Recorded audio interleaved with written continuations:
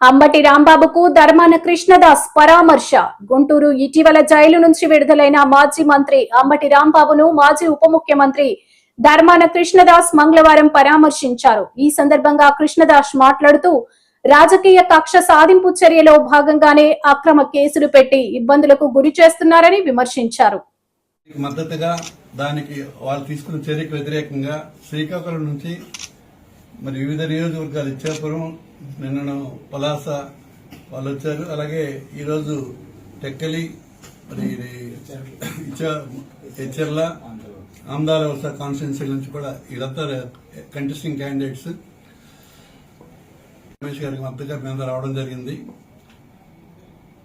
రాజకీయాల్లో ఇటువంటి చర్యలు అనైతికం. ఇది గతంలో చంద్రబాబు నాయుడు గారు తాలూకు పాలన మేము చూసాం. కానీ ఈ ట్రిప్ లో మరి లోకేష్ గారి నాయకత్వంలో చాలా దారుణంగా ఎన్నికల ఫలితాలు వచ్చిన మరో రోజు నుంచే ఈ కార్యక్రమాలన్నీ అత్యంత నైతిక లేకుండా అనైతికతగా ఇటువంటి దాడులు, బ్రూటల్ దాడులు చేయడం అన్నది చాలా ఇది పార్టీకి ఒక రకంగా వాళ్ళకే నష్టం. ఇది ఇటువంటివి ప్రోత్సహిస్తే తిరిగి మళ్ళీ ప్రతిదాడులు జరిగే అవకాశాలు కూడా ఉన్నాయి. ప్రజల్ని మనం ఎప్పుడు కూడా తక్కువగా అంచనా వేయలేం. మనం చేసిన తప్పులు మనకే తిరిగి ఫలితాలు ఇస్తాయి.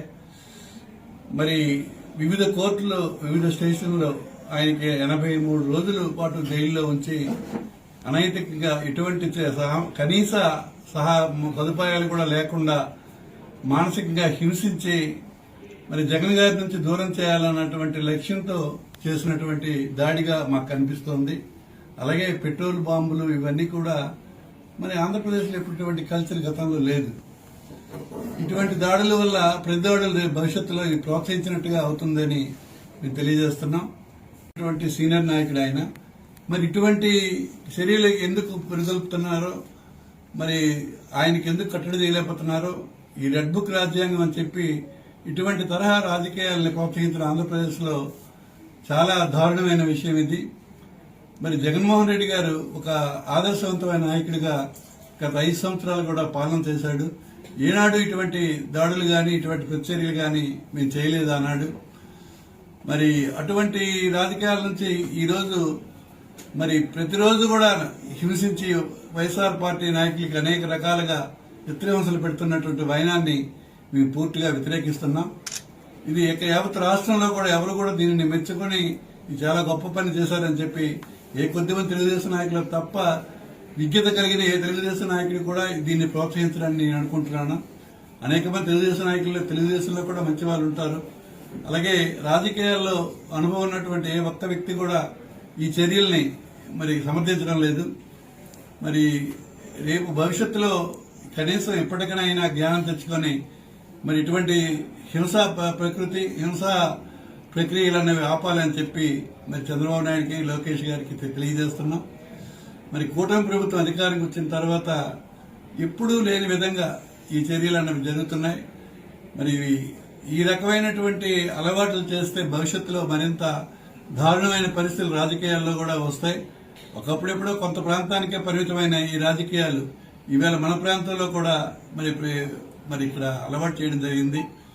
దీన్ని పూర్తిగా మేము వ్యతిరేకిస్తున్నాం. మరి అలాగే రమేష్ గారు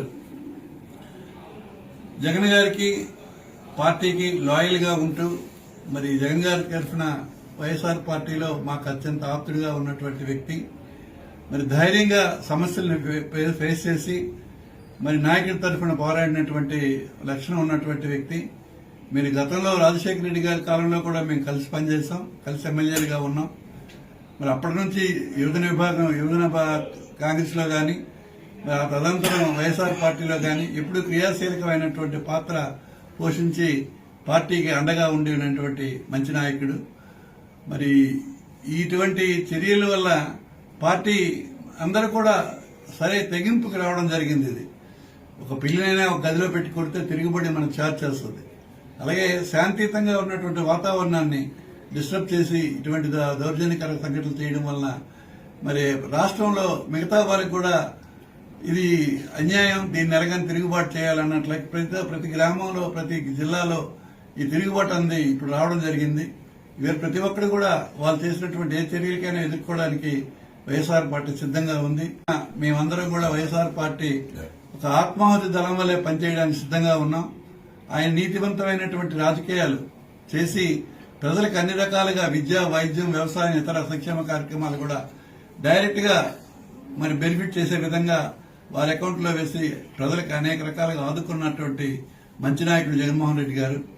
మరి ఆయన నాయకత్వంలో మేమంతా సుశిక్షలేనటువంటి సైనికులుగా ప్రజల తరఫున మరి ప్రభుత్వం తరఫున మధ్యలకు వారధులుగా సంధానకర్తలుగా వ్యవహరిస్తూ మరి పార్టీకి గౌరవం వచ్చే విధంగా మేము తప్పకుండా భవిష్యత్తులో ఉంటాం.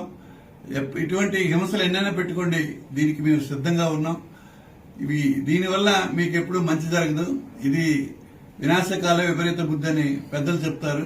ఇటువంటి తప్పులన్నవి చేయడం అన్నది అది మీ పార్టీకి పత్రానికి నాంది అవుతుందని నేను తెలియజేస్తూ, భవిష్యత్తులోనైనా ఇటువంటి కార్యక్రమాలు అడ్డు చేసి మరి సరైనటువంటి పాలన మీరు ఏదైతే ఎన్నికల ముందు ఇచ్చారో మాట ఇచ్చిన ప్రకారంగా ఆ వాగ్దానాలు చేసి ప్రజల దగ్గర మంచి పేరు తెచ్చుకోవడానికి ప్రయత్నం చేయండి. గౌరవ చంద్రబాబు నాయుడు గారికి, లోకేష్ గారికి, పవన్ కళ్యాణ్ గారికి నేను హితవు పలుకుతున్నాం. మేము ఖచ్చితంగా పార్టీ తరఫున జగన్మోహన్ రెడ్డి గారి కోసం అంకిత భావంతో వైఎస్ఆర్ పార్టీ కార్యకర్తలుగా మేము తుది వరకు ఆయనతోనే పయనిస్తామని తెలియజేస్తాం.